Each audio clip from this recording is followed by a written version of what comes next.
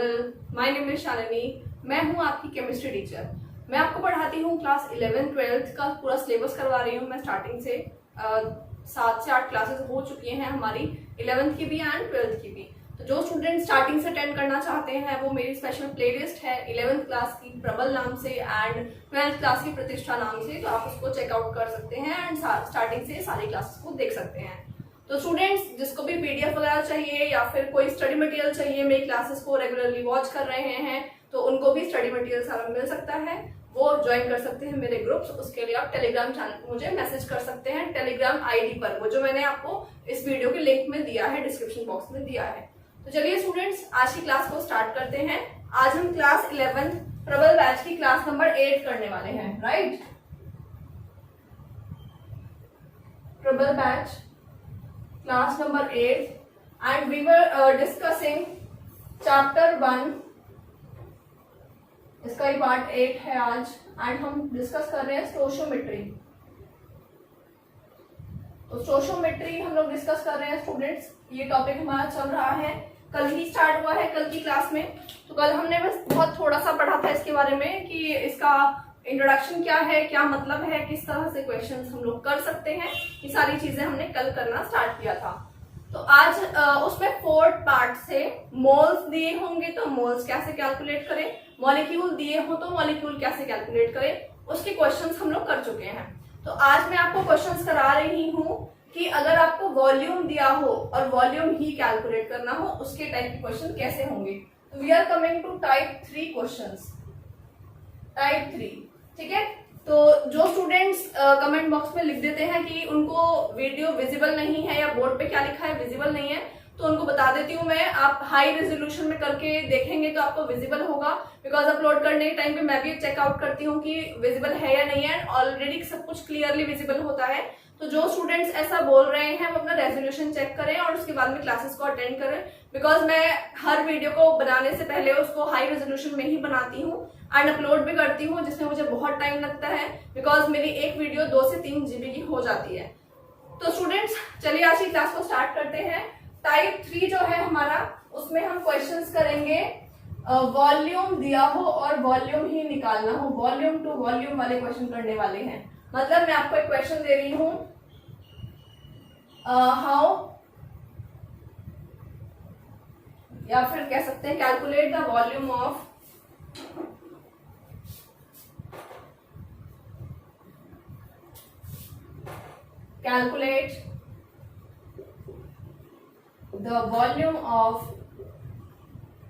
calculate the volume of CO2 formed during complete combustion of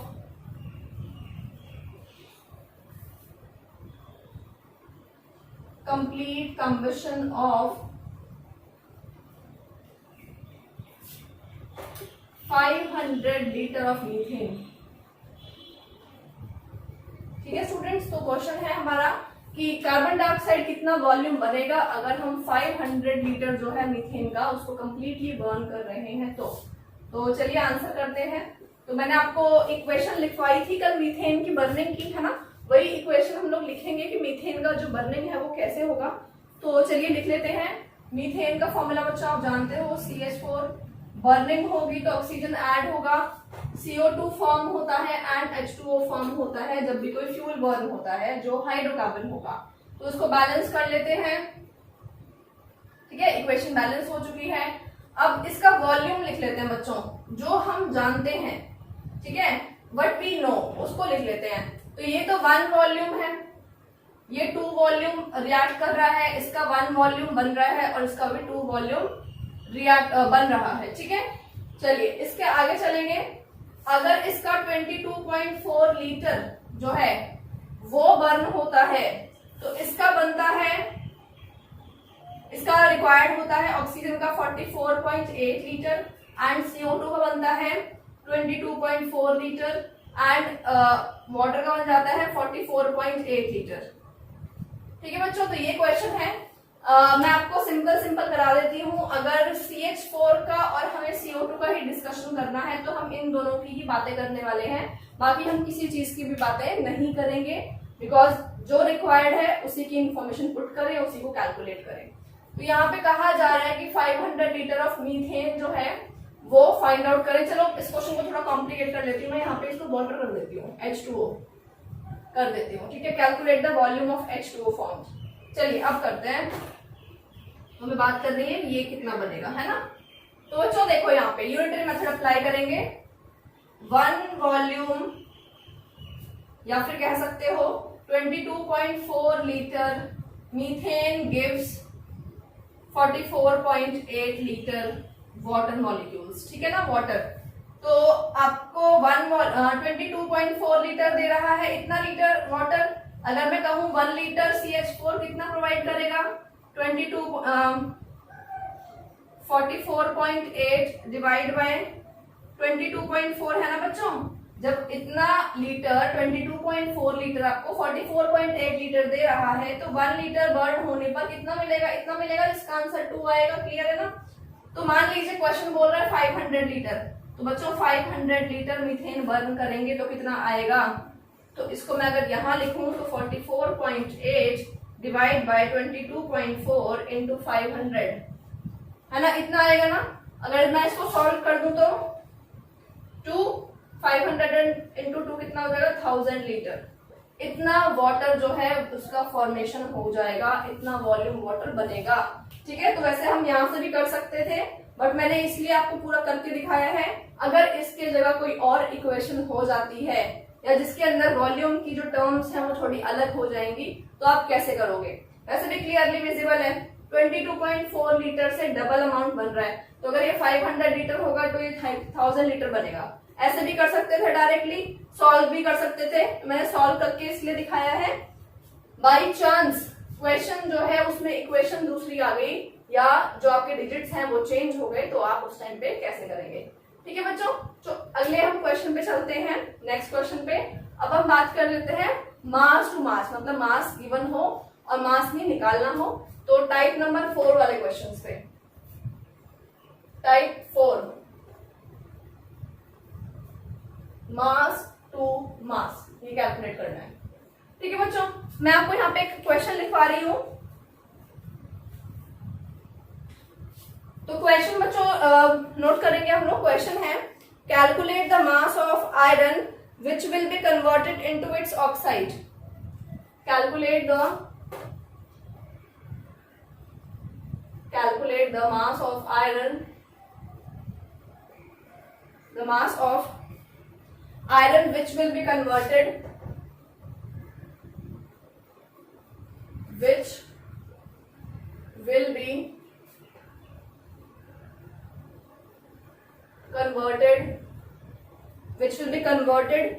into its oxide,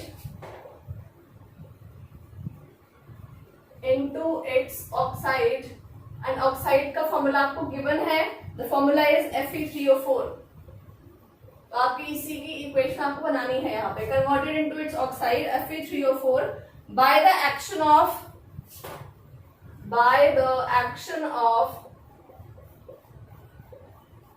18 gram steam. तो बच्चों यहाँ पे equation establish करते हैं, क्या क्या दिया है उसकी बातें करते हैं। Mass of iron which will be converted into oxide, iron react करे किससे और बने क्या, ऑक्साइड Fe3O4। किससे रिएक्ट कर रहा है, स्टीम से। बच्चों स्टीम का फॉर्मूला क्या होगा, H2O होगा, पर गैसियस मीडियम में होगा, स्टीम तो यही होता है। इक्वेशन लिख लिया, but this is not balanced, इसको यहाँ पे हमें H2 भी लगाना पड़ेगा। अब देख लेते हैं क्या ये बैलेंस्ड है, नहीं अभी बैलेंस नहीं है। आयरन यहाँ 3 है, यहाँ 3 करना पड़ेगा, एंड हाइड्रोजन, ऑक्सीजन जो है यहाँ पे 4 है, तो अगर मैं यहाँ 2 लगा देती हूँ, 4 ही लगाना पड़ेगा, तो वाटर हमारा हाइड्रोजन हो जाएगा, इसको भी हमें यहाँ पे 4 करना पड़ेगा। ठीक है, अब ये बैलेंस्ड है इक्वेशन। तो बच्चों this equation is balanced now. हमने इक्वेशन कैसे बनाया, क्वेश्चन में देख करके बनाया। क्या क्या रिएक्ट कर रहा था, आयरन रिएक्ट कर रहा था स्टीम के साथ में। ठीक है, क्या बन रहा है, आयरन का ऑक्साइड बन रहा है, एंड यहाँ पे हाइड्रोजन था, इसलिए हमने हाइड्रोजन रिलीज होगा वो लिख दिया है। ठीक है बच्चों, तो अभी पूछ रहा है calculate the mass of iron which will be converted into its oxide. Oxide में जो कन्वर्ट हो रहा है कितना, अगर 18 ग्राम हमारे पास वाटर है, स्टीम है, तो मतलब इसने क्या पूछा, ये पूछ रहा है कि 18 ग्राम स्टीम रिएक्ट कर रही है, 18 ग्राम स्टीम रिएक्ट कर रही है, तो 18 ग्राम स्टीम कितने कितने आयरन के साथ पूरा पूरा रिएक्ट कर लेगी। क्वेश्चन समझ में आया। इन्होंने बोला है कितना आयरन जो है वो कन्वर्ट होगा Fe3O4 में अगर उस पे 18 ग्राम स्टीम रिएक्ट करती है तो हम मान के चलेंगे कि स्टीम कंप्लीटली रिएक्ट कर रही है, मतलब ये निकालो बच्चों कि कितना आयरन जो है उसको 18 ग्राम स्टीम चाहिए होता है पूरा पूरा रिएक्ट करने के लिए। ठीक है, तो चलिए आंसर करेंगे इसका। कैसे आंसर करेंगे, हमें ये देखना है यहाँ पे कि हमारे पास जो वाटर है वो है 18 ग्राम, है ना।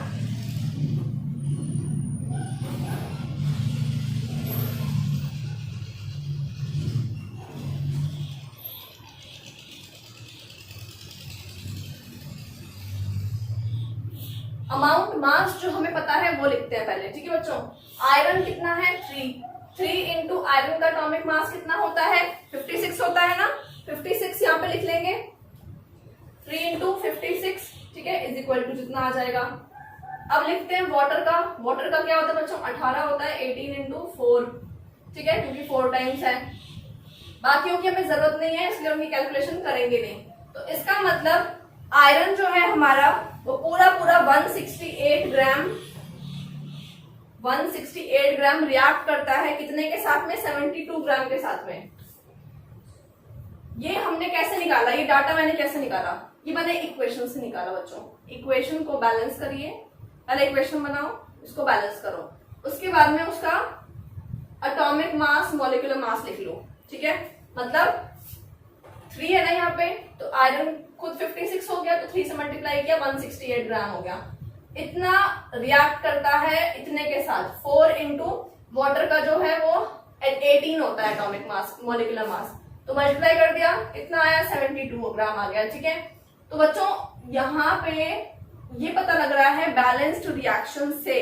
ठीक है, क्या पता लग रहा है कि 168 ग्राम आयरन को 72 ग्राम वाटर चाहिए होता है, स्टीम चाहिए होती है पूरा पूरा रिएक्ट करने के लिए। ये हमने कैसे निकाला, जो भी हमारे पास स्टेटमेंट होती है उससे हम वो चीज लिखते हैं सबसे पहले जो क्वेश्चन खुद बता रहा होता है। तो ये इन्फॉर्मेशन इक्वेशन खुद बता रही है। अब क्वेश्चन की इन्फॉर्मेशन लगाते हैं कि वो पूछ क्या रहा है। हमें पता लग गया कि 72 ग्राम वाटर स्टीम के साथ में 168 ग्राम जो है आयरन रिएक्ट कर जाता है पूरा पूरा। मैं इस पार्ट को रब कर रही हूं बच्चों, देखो कैसे करना है इसको। यहाँ पे हमारे पास जो ये वाटर है कितना है 18 ग्राम है ना, तो मैं इस डाटा को यूज कर रही हूँ। 72 gram steam react with iron कितना 168 ग्राम। ये बात एकदम सही है, समझ में आ गया। 72 gram steam react with 168 gram iron. ठीक है, तो 1 ग्राम स्टीम कितने पे रिएक्ट करेगा 168 बाय 72 ग्राम। ठीक है, 1 ग्राम के लिए निकाल लिया। क्वेश्चन क्या बोल रहे हैं, कितनी स्टीम है 18 ग्राम, तो 18 ग्राम स्टीम रिएक्ट विद आयरन कितना हो जाएगा 168 बाय 72 इंटू 18। ठीक है बच्चों, ये हो जाएगा। अब इसको सॉल्व कर लेंगे तो कितना आ जाएगा 4, और इसको हम कैंसिल आउट कर देंगे तो 42 ग्राम। इसका मतलब 18 ग्राम वाटर को स्टीम को 42 ग्राम आयरन चाहिए पूरा पूरा रिएक्ट करने के लिए। ठीक है, ये हमने निकाल लिया है 42 ग्राम आयरन Fe रिक्वायर्ड। जो क्वेश्चन पूछ रहा था वो हमने निकाल लिया है। ठीक है बच्चों, तो मैंने आपको बिल्कुल डायरेक्ट क्वेश्चन तो करा दिए हैं। अब मैं आपको कॉम्प्लेक्स लेवल ऑफ क्वेश्चन पे लेके चलती हूँ जहां मिक्सिंग हो रही है, सारा डाटा मिक्स करके कैलकुलेट करना है। ठीक है, मैं आपको काफी सारे क्वेश्चंस करा दूंगी सो दैट आपको इजी हो जाएगा और कैलकुलेशंस करना। तो चलते हैं टाइप 5 पे। टाइप 5 के क्वेश्चंस क्या हैं, अब हम mass, volume, moles and molecule इन सब का ये वाले क्वेश्चंस करने वाले हैं, इन सबको इंक्लूड करके वाले, ठीक है, इन सबको इंक्लूड करने वाले क्वेश्चन करने वाले हैं। तो सबसे पहले क्वेश्चन कर लेते हैं, क्वेश्चन नंबर 1 डाल देती हूँ मैं इसको। तो मैं आपको बहुत सारे क्वेश्चन कराऊंगी बच्चों यहाँ पे। तो क्वेश्चन है हमारा, how many gram of oxygen is required to, how many grams of oxygen is required to completely react with completely react with 0.2 gram of hydrogen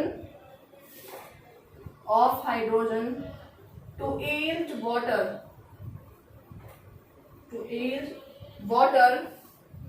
Also calculate the amount of water formed. Also calculate the amount of water formed, ठीक है बच्चों। हाँ, ये है हमारा question. तो चलिए question को हम स्टार्टिंग से पढ़ेंगे, एक एक चीज हम फिल करने की कोशिश करते हैं। क्या बोल रहे हैं question, how many of gram oxygen, अरे की बात है, how many gram of oxygen is required to completely react with, मतलब कितना ऑक्सीजन रिक्वायर्ड है completely react with 0.2 gram of hydrogen, मतलब ऑक्सीजन रिएक्ट कर रहा है हाइड्रोजन के साथ, ठीक है। टू यील्ड वाटर, तो क्या देना है, वाटर प्रोड्यूस करना है, टू यील्ड वाटर। तो ये हमारी इक्वेशन हो गई, इसको बैलेंस कर लेते हैं, बैलेंस हो गई इक्वेशन, है ना। तो ये क्वेश्चन है कि ये बोल रहा है कितना ऑक्सीजन जो है वो रिएक्ट, तो क्वेश्चन में क्या गिवन है आपको, क्वेश्चन बोल रहा है कितना ऑक्सीजन चाहिए जो 0.2 ग्राम हाइड्रोजन के साथ रिएक्ट कर ले और वाटर बना ले, ये तो है given condition. Now what we know, हमें क्या पता है वो लिखेंगे, ठीक है, जो हमें पता है। Also calculate the amount of water form, ये भी पूछ रहा है, ठीक है बच्चों। तो ये ग्राम की बात कर रहा है ना, ग्राम में निकलवा रहा है, तो ये इसी टाइप का क्वेश्चन हो गया, टाइप 4 का ही क्वेश्चन है, ठीक है। तो इसको कर लेते हैं, कैसे करेंगे, इसको भूल जाओ जो गिवन है उसको भूल जाओ, इसका ग्राम कैलकुलेट करते हैं इन सारी चीजों का। O2 का कितना लिखूं बच्चों यहाँ पे ग्राम, इक्वेशन बैलेंस है, उसके बाद में ये स्टेप करते हैं। O2 को कितना लिखूं मैं यहाँ पे, O2 को कितना होता है 16 + 16 32, मैं लिख रही हूँ 32 ग्राम ऑक्सीजन, ठीक है ना, ऐसे करना है। ये कितना लिखूं, हाइड्रोजन का होता है 1, 2 हाइड्रोजन के लिए हो गया 2 एंड 4 हाइड्रोजन है उसके लिए हो गया 4 ग्राम, ठीक है। मतलब कि 32 ग्राम ऑक्सीजन 4 ग्राम हाइड्रोजन के साथ कंप्लीटली रिएक्ट कर लेती है, जिससे वाटर बन जाता है कितना, हाइड्रोजन कितने हुए यहाँ बच्चों 4, 4 हुए हाइड्रोजन एंड ऑक्सीजन कितने हुए यहाँ पे, ऑक्सीजन हो गए 32, ठीक है ना। इसको पूरा ऐड करोगे, वैसे भी कंजर्वेशन ऑफ मास क्या बोल रहा है 36 ग्राम, या फिर आप समझो कि ये 18 ग्राम है, 18 × 18, 18 × 2 तो 36 ग्राम आ गया। तो ये हम जानते हैं, दिस इंफॉर्मेशन वी नो, ये हमने इक्वेशन से निकाल लिया, इक्वेशन को देख करके, ठीक है बच्चों। अब क्वेश्चन क्या बोल रहा है, क्वेश्चन बोल रहा है calculate the amount of water formed, ठीक है, वो भी निकालेंगे। अब ये बोल रहा है कि कितना ऑक्सीजन रिएक्ट करेगा हाइड्रोजन के साथ, पूरा वो भी निकालो। तो हमारे पास सिर्फ यही इंफॉर्मेशन है जिससे हमें ऑक्सीजन भी निकालना है और जिससे हमें वाटर भी निकालना है, तो हम दोनों चीजें निकालेंगे, ठीक है बच्चों।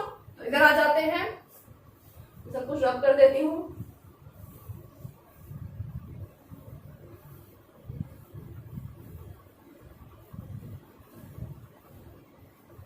ठीक है, now what the question is saying, कितना हाइड्रोजन है 0.2, ठीक, उसके लिए कितना ऑक्सीजन चाहिए ये पूछा जा रहा है हमसे।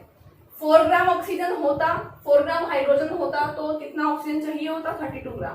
तो जो गिवन है उसी से इक्वेशन की लाइन स्टेटमेंट स्टार्ट करते हैं। 4 gram of H2 react with, कितने से रिएक्ट करता है 4 ग्राम, 32 ग्राम ऑक्सीजन से रिएक्ट करता है, बच्चों ये लाइन क्लियर है ना? कैसे 4 ग्राम हाइड्रोजन रिएक्ट करता है 32 ग्राम ऑक्सीजन से, मैंने यही लिखा है। क्लियर? अच्छा, अगर ये 1 ग्राम होगा तो हाइड्रोजन किससे रिएक्ट करेगा? 32/4 ग्राम ऑक्सीजन से रिएक्ट करेगा। क्लियर है ये भी एकदम? ठीक है। अब ये बोल रहा है कि 0.2 दे दिया है हमें, अब बताओ उससे कितने से रिएक्ट करेगा? तो 4 ग्राम जब 32 से रिएक्ट करता है, 1 ग्राम जब 32/4 से रिएक्ट करता है, तो 0.2 ग्राम हाइड्रोजन कितने से रिएक्ट करेगा? 32/4 इंटू 0.2। सिंपल। ठीक है, इसको सॉल्व कर लेते हैं।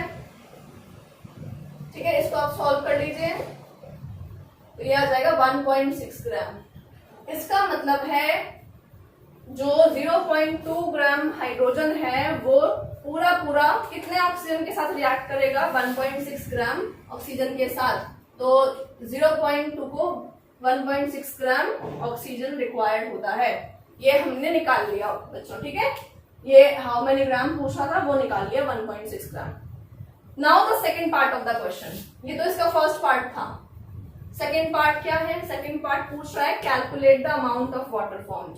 कितना वाटर बनेगा इस कंडीशन में जब ये हमारे पास कितना है 0.2 और ये कितना है हमारे पास 1.6।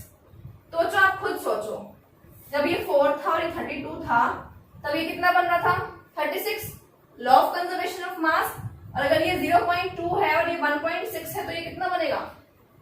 सोचो, अगर O2 जो है वो 1.6 है और हाइड्रोजन जो है हमारे पास 0.2 है तो कितना वाटर बनने वाला है बच्चों ग्राम में?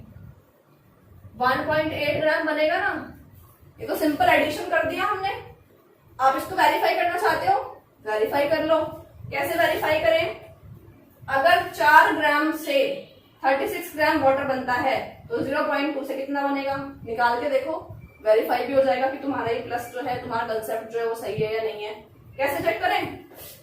4 gram hydrogen gives 36 gram water. सही बात है एकदम। 4 ग्राम हाइड्रोजन से 36 ग्राम वाटर बनता है। क्लियर है? 0.2 ग्राम से अब 1 से निकालते हैं। 1 gram hydrogen gives 36/4 gram water. ठीक है, तो 0.2 ग्राम हाइड्रोजन गिव्स 36/4 इंटू 0.2 कितना आएगा? इसको सॉल्व कर लो। आ गया ना 1.8 ग्राम। आ गया 1.8 ग्राम। या तो ये मेथड लगाया हमने या ये मेथड लगाया, दोनों मेथड से आंसर जो है 1.8 ही आ रहा है। ओके बच्चों, क्लियर हो गया? ये पूरा क्वेश्चन समझ में आया कैसे किया हमने? पहले हमें क्या दिया था? हमें सिर्फ हाइड्रोजन दिया था। बोला था कि 0.2 से कितना कितना ऑक्सीजन रिक्वायर्ड होगा और कितना वाटर बनेगा।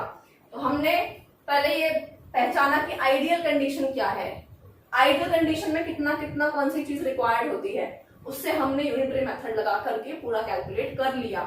बच्चों ये क्वेश्चंस बहुत इजी हैं, बस लगता क्या है? कंसेप्ट लगता है। ठीक है, आपको चीजें माइंड में क्लियर होनी चाहिए, समझ जाओगे तो बहुत इजीली क्वेश्चंस हो जाएंगे। ठीक है, चलिए नेक्स्ट क्वेश्चन पे चलते हैं। क्वेश्चन नंबर 2 पे चलते हैं, थोड़ा लेवल बढ़ाते जाते हैं क्वेश्चंस का।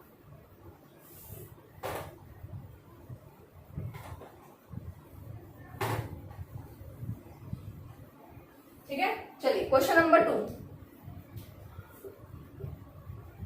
क्वेश्चन नंबर 2 है बच्चों यहाँ पे हमारे पास।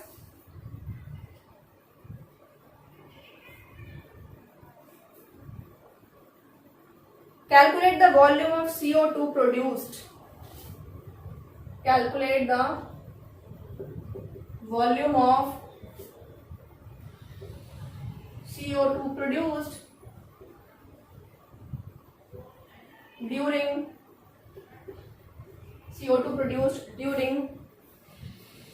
या produced on heating 10 gram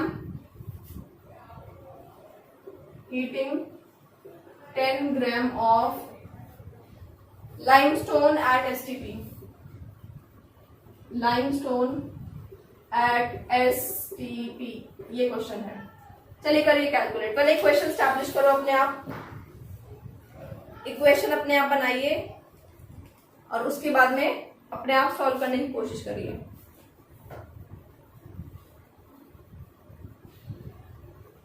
I hope ने इक्वेशन तो बना ली होगी, क्योंकि इक्वेशन मैंने कल भी बनवाई थी, यही वाली। क्या थी इक्वेशन?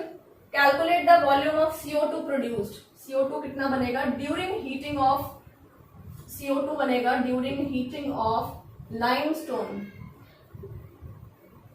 ये इक्वेशन बनेगी बच्चों, बैलेंस्ड ऑलरेडी होती है, ये इक्वेशन ऑलरेडी बैलेंस्ड है। Calculate the volume of CO2 produced during heating of 10 gram of limestone. ठीक है, STP कंडीशन है, हमारे फॉर्मूले सारे वैलिड है यहाँ पे। चलिए, किस किस की बात हो रही है? CO2 की बात हो रही है और इसकी बात हो रही है, इन दोनों की भी बात करेंगे, इसकी बात नहीं करेंगे। ठीक है, चलिए इसका एटॉमिक मास निकाल लेते हैं। कैल्शियम का कितना होता है 40, प्लस कार्बन का 12, प्लस ऑक्सीजन का 3 इंटू 16 48। टोटल कर लीजिए कितना आया, 100 ग्राम आ गया। ठीक है, ये 100 आ गया इसका एटॉमिक मॉलिक्यूलर मास। इसका कितना होता है बच्चों 12 प्लस 16 प्लस 16, इसका होता है 44 ग्राम।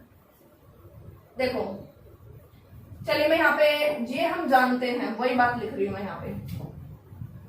100 ग्राम कैल्शियम कार्बोनेट गिव्स 44 ग्राम CO2। दोनों का मॉलिक्यूलर मास कैलकुलेट कर लिया ना, ग्राम में निकाल लिया। ठीक है, तो अगर 100 ग्राम कैल्शियम कार्बोनेट को हीट किया जाता है, थर्मली डिकम्पोज किया जाता है, तो 44 ग्राम 44 ग्राम CO2 बन जाता है। ठीक है, अब आपसे पूछा जा रहा है कि बताओ CO2 कितना निकलेगा अगर ये 10 ग्राम है तुम्हारे पास। बहुत सिंपल है, आंसर तो पता लग गया होगा तुम लोगों को, बट आंसर हमें लिखना भी है। तो क्या करें, 100 ग्राम से देता है 44 ग्राम, 1 ग्राम कैल्शियम कार्बोनेट देगा 44 by 100 gram, and 10 gram calcium carbonate will give 44 by 100 into 10 gram. कितना हो जाएगा 4.4 ग्राम क्या CO2 प्रोड्यूस्ड। खत्म, इतना इजी क्वेश्चन था। तो हमें गिवन कंडीशन क्या थी ये तो हम जानते हैं, वी नो, एंड 10 ग्राम वाली कंडीशन हमें गिवन है। ये जो चीज है वो वी नो में जानते हैं, मतलब हम इसको इस कैटेगरी में लिख सकते हैं कि हम ये जानते हैं। ये हमें फाइंड आउट करना था, ये हमें गिवन था क्वेश्चन में कि 10 ग्राम के लिए निकालिए भाई। ठीक है बच्चों, आई होप बहुत इजी क्वेश्चन था, बहुत इजीली समझ में आ गया होगा। एक दो क्वेश्चन और कराती हूँ, फिर आप इसके हर तरह के क्वेश्चंस करने के लिए एलिजिबल हो जाएंगे, आप सारे क्वेश्चंस इजीली कर पाएंगे। चलिए नेक्स्ट क्वेश्चन पे चलते हैं। कैलकुलेट द, ठीक है चलिए क्वेश्चन करेंगे। Calculate number of, question number 3, calculate the number of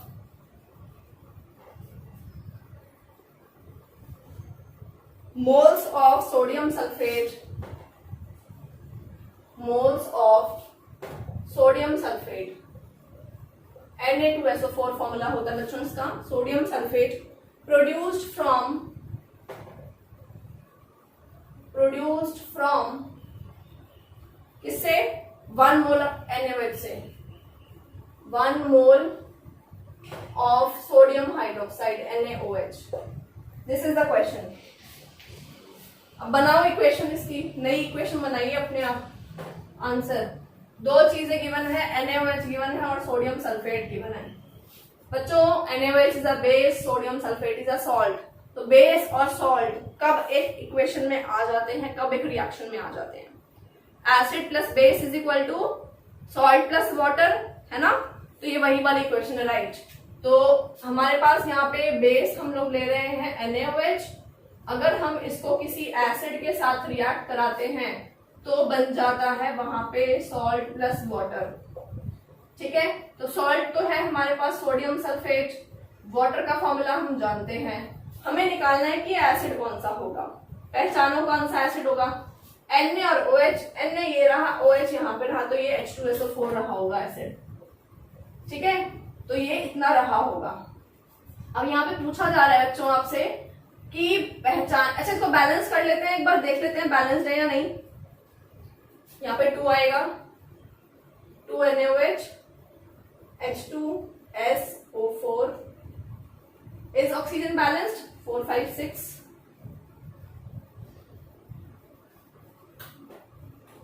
balanced. ठीक है, तो हाइड्रोजन 4 हो गए, 2 यहाँ 2 यहाँ, ठीक है, इक्वेशन बैलेंस हो गई है।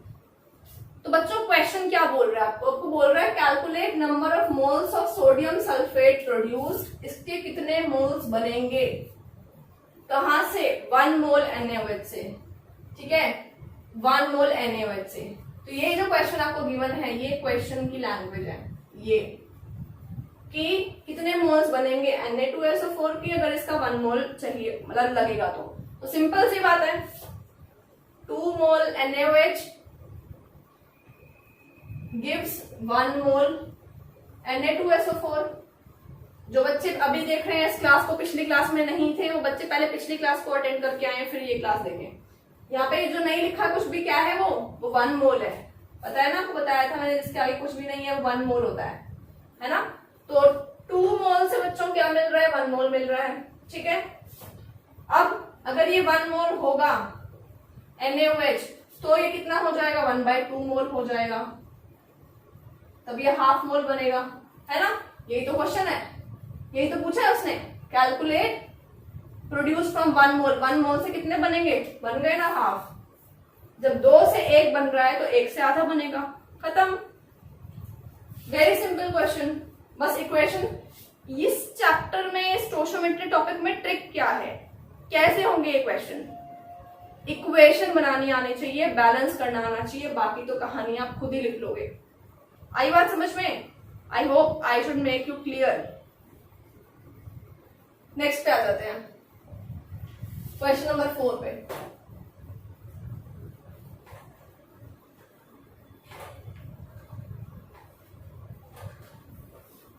ठीक है बच्चों, चलिए नेक्स्ट क्वेश्चन पे आते हैं, क्वेश्चन नंबर 4 पे।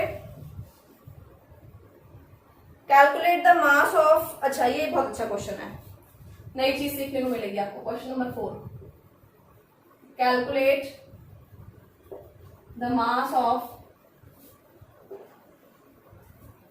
CO2 produced by heating, CO2 produced by heating, CO2 produced by heating 40 gram of 20% pure limestone, ठीक है। क्वेश्चन है ये आपका, कैलकुलेट करिए the mass of CO2 produced, CO2 कितना जो मास है वो बन रहा है बाय हीटिंग 40 ग्राम ऑफ, 40 ग्राम आप हीट कर रहे हो किस चीज का, 20% प्योर लाइमस्टोन। बच्चों इसका मतलब क्या है, इसका मतलब है हमारे पास एक लाइमस्टोन का टुकड़ा है, ठीक है, वो कितना है, 40 ग्राम है, ठीक है। क्या है ये लाइमस्टोन, मतलब ये वही है, कैल्शियम कार्बोनेट है, लाइमस्टोन है, 40 ग्राम है, पर ये जो है वो सिर्फ 20% प्योर है, मतलब इसमें जो 20% पार्ट है ना वही जो है वो प्योर है, बाकी सारा जो है वो इम्प्योरिटी है। मतलब पूरे सैंपल में, पूरे 40 ग्राम में 20% जो है वो लाइमस्टोन है, बाकी मिट्टी वगैरह है जो हमारे काम की चीज ही नहीं है। तो बच्चों एक बात बताओ, जो कैल्शियम कार्बोनेट है वही तो हीट करने पे CO2 देगा, जो इम्प्योरिटी है वो थोड़ी ना रिएक्ट करने पे CO2 देगी।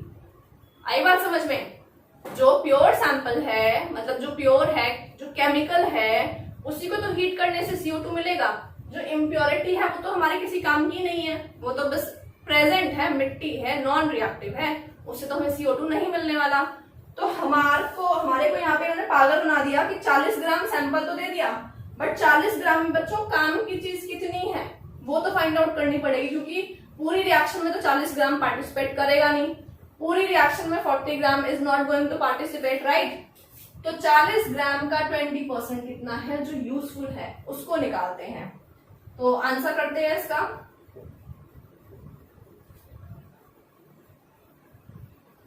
%20 ऑफ 40 ग्राम लाइमस्टोन कितना होगा, 40 का 20% निकाल लो, 8 ग्राम। बच्चों जो 40 ग्राम में से 8 ग्राम है ना वही हमारे काम की चीज है, बाकी सब वेस्ट है। मतलब 40 में से 8 को हटा के जितना बचा 32 ग्राम, दैट इज ओनली वेस्टेज, वो हमारे कोई काम का नहीं है, तो उसे निग्लेक्ट कर दो। वो हमें सिर्फ कंफ्यूज करने के लिए दिया है। अब कुछ बच्चे क्या करेंगे, कैलकुलेशन 40 ग्राम से कर देंगे तो उनका आंसर बहुत ज्यादा बड़ा आ जाएगा, बल्कि वो ऐसा होएगा ही नहीं। तो 20% में से सिर्फ 8 ग्राम ही काम का है, इसको लेकर के आगे चलना है क्वेश्चन में। बाकी जो चीजें थी वो मिट्टी थी, ठीक है। जो यहाँ पे बचा हुआ 80% है वो क्या है, इम्प्योरिटी, सैंड, वो किसी काम की नहीं है हमारे। तो क्वेश्चन में 8 ग्राम को लेकर के प्रोसीड करें। Proceed with 8 gram of limestone. Limestone जो बचा हमारे पास वो सिर्फ 8 ग्राम बचा, उसी को प्रोसीड करें आगे कैलकुलेशन में, ठीक है। चलिए आगे चलते हैं।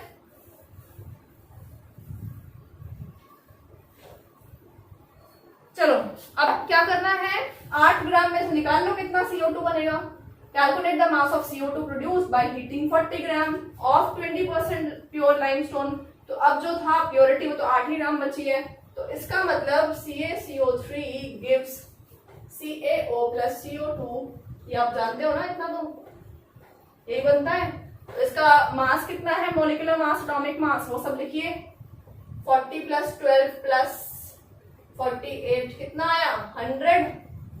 और ये कितना आया, 12 प्लस 16 प्लस 16, ये कितना आया, 44 ग्राम आ गया। ठीक है बच्चों, आ गया समझ में।